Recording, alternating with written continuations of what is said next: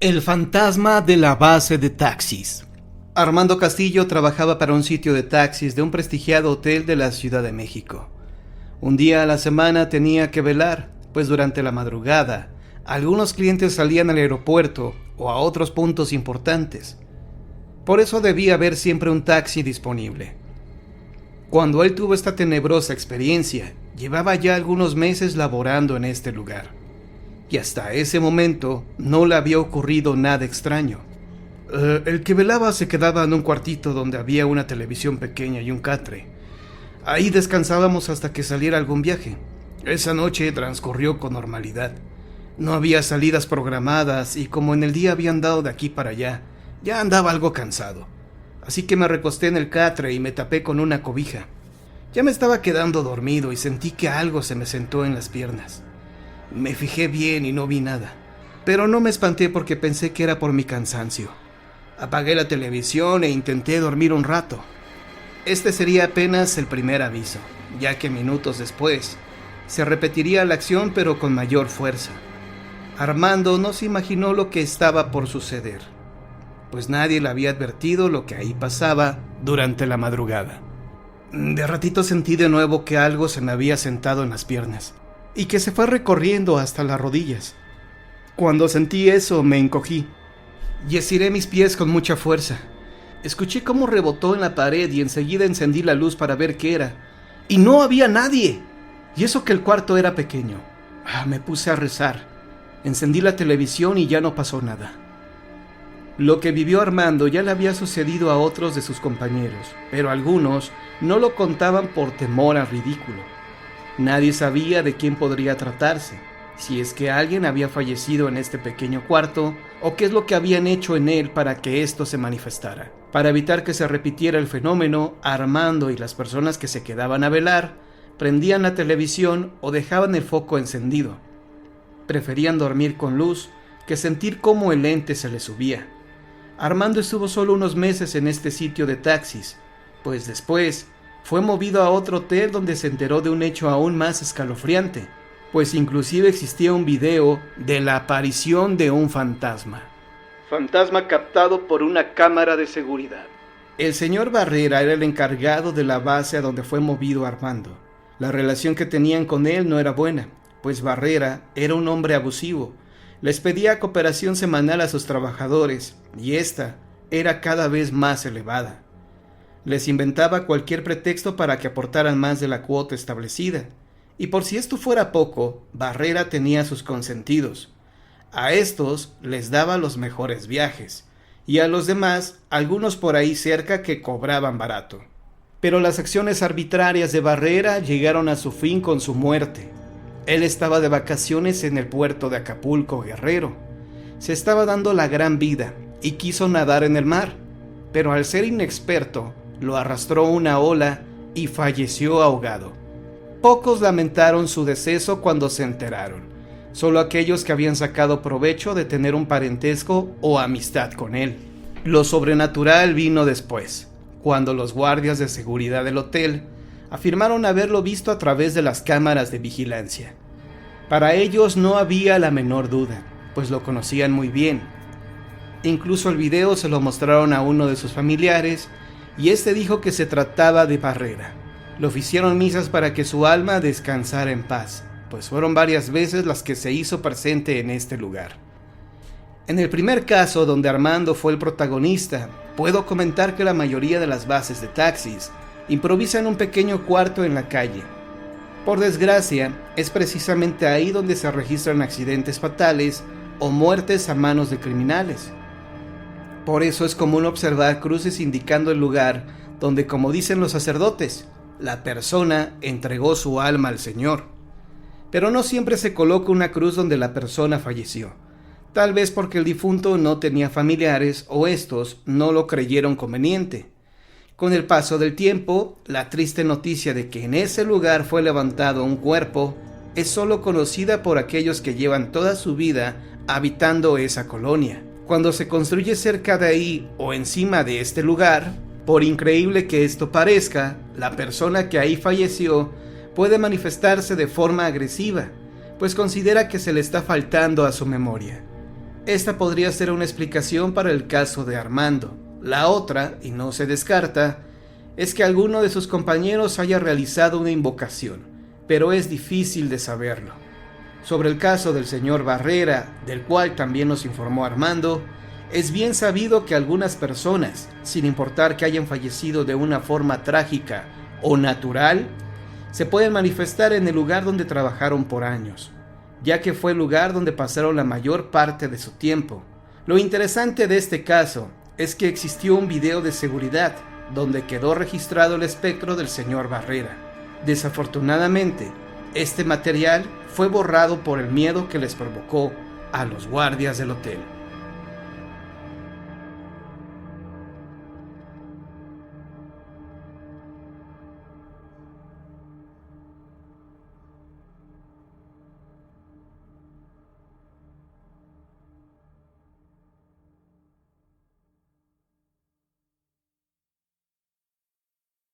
La dama de la presa de los Santos. Hace tiempo que el principal camino que había para salir de Guanajuato hacia el sur y tomar luego el rumbo de Silao era el que conduce a Marfil. Al sobrevenir la decadencia del mineral, fue abandonado no solo el camino, sino el poblado entero y su parroquia. Poco antes de que esto sucediera, como a los 2/3 del siglo XVIII, fue construida la presa de los Santos, llamada así por las 8 estatuas de piedra que se yerguen sobre la cortina. El constructor fue Alejandro Durán Villaseñor. Se cuenta que esas imágenes, entre las que se hallaba al principio la Virgen de Guanajuato, habían sido destinadas para otro vaso semejante, la presa de los Pozuelos. Otra versión, quizá la más exacta, es que cada uno de los nobles que fueron dueños de las haciendas que hubo en esa región, próxima al mineral de marfil, mandó construir una de estas esculturas que al final cubrieron toda la cortina, como todavía puede verse. Si bien es cierto que ya falta una, y las otras han sido objeto de destrucción por manos traviesas, pero lo que más interesa a nuestro relato es que uno de esos grandes señores que por ahí vivieron en los tiempos de mayor bonanza del mineral, tuvo una historia que vale la pena conocer, por lo escabroso de su vida. Aseguran desde esos tiempos que nuestro personaje se había convertido en una verdadera amenaza como destructor de hogares y como espadachín famoso que en duelos de honor o en vulgares pendencias dio muerte a varios hombres pacíficos que simplemente defendían su dignidad.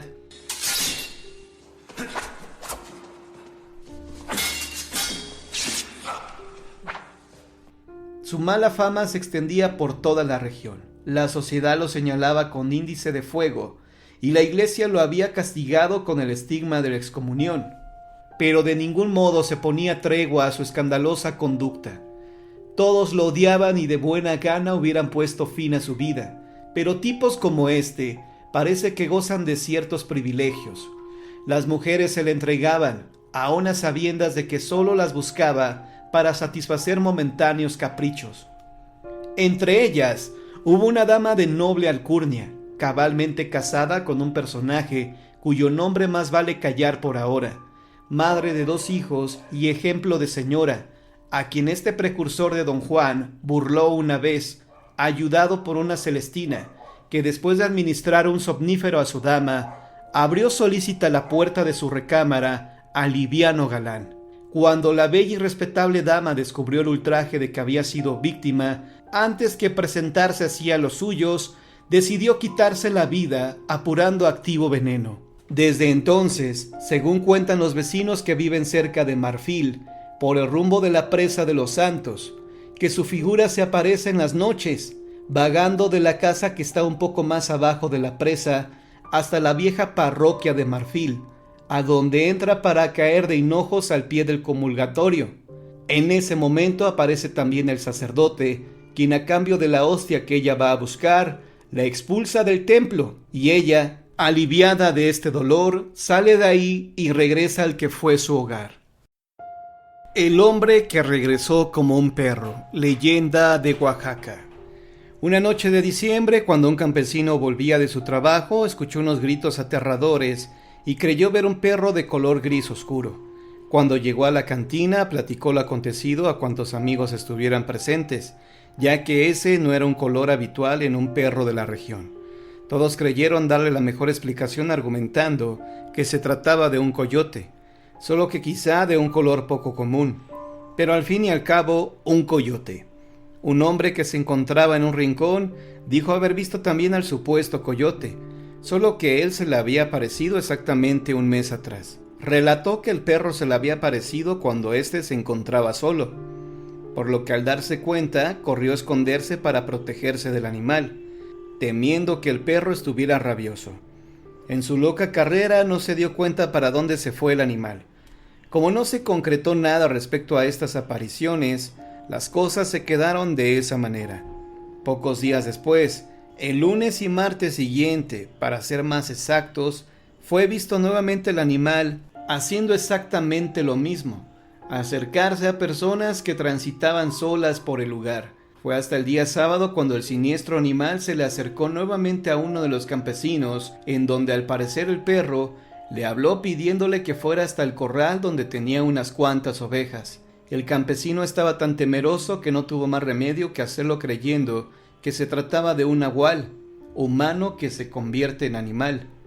En cuanto llegaron al lugar indicado, no dudó en preguntarle: ¿qué es lo que desea?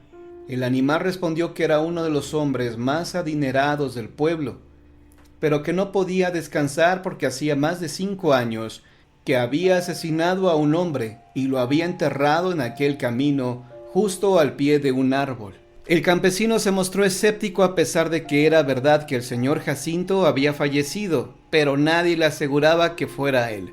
Fue entonces cuando el terrible animal le dijo: «Lo maté con un perro, por eso me hacen aparecer como tal». Cuando el campesino aceptó lo que estaba sucediendo, le preguntó: «¿Y qué es lo que quiere de mí?». «Que vayas y desentierres los huesos de aquel hombre y les des cristiana sepultura para que yo pueda descansar», dijo el animal. El campesino, que estaba muy asustado, no pudo negarse a tal solicitud. Acto seguido acudió ante las autoridades a comentarles lo que le había ocurrido, pero por más que buscaron los restos, no los encontraron debido a que había demasiados árboles los que se encontraban en el camino.